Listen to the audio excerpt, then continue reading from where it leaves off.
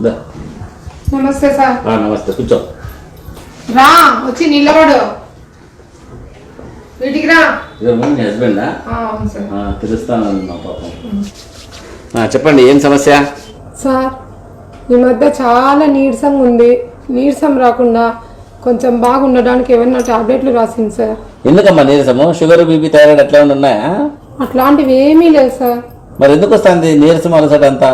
Sir, ఇంతకు ముందు మా ఆయన్ని 15 గంటలు తిట్టేదాన్ని సార్.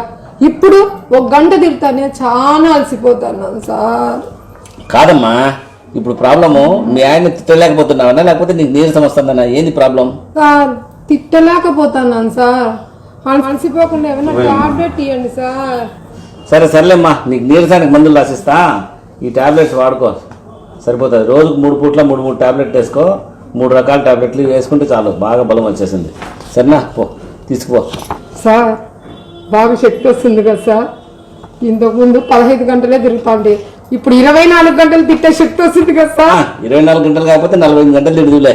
సరే పో, ఆ మందులు వాడుకోపోమా.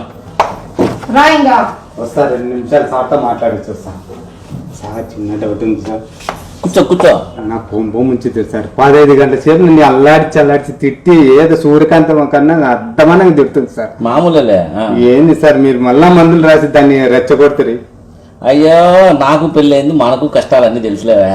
నేను ఇచ్చిన నిద్ర మాత్రలు ఫుల్ పడుకుంటా తింటానే. అర్థమైతే నేను అర్ధగంట కాదు 15 నిమిషాలు కూడా తిట్టలేదు.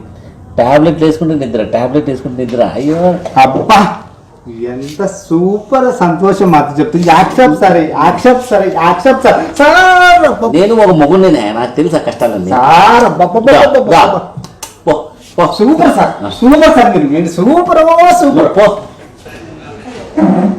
ఏం మాట్లాడతాను సార్ దగ్గర? ఏం లేదు, దగ్గరుండి టాబ్లెట్ వేయించే అన్నా. అంతేనా? అంతే. పదా ఇంకా